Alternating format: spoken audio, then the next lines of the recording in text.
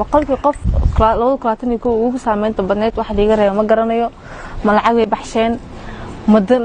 si kala taajito aniga horta laba sabab u qayb gali karay quruxdeyda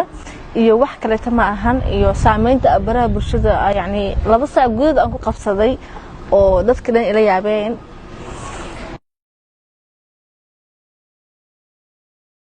السلام عليكم أصحابتي قليقة سودي وهذا قلب وناكسين هدي سوح كوتا سوح وناكسين هدي هبين كوتا هبين وناكسين وأنا سمارة استيل قولي قلب قروح البدن يقولون استيل كبانات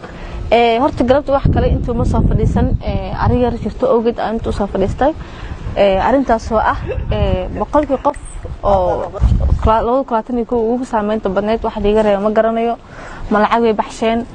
مدن مسكرة كالتاجتو مسياوين كالتواجرتو sababtaas aniga intuu soo fadhiistay man aqaan waxay tahay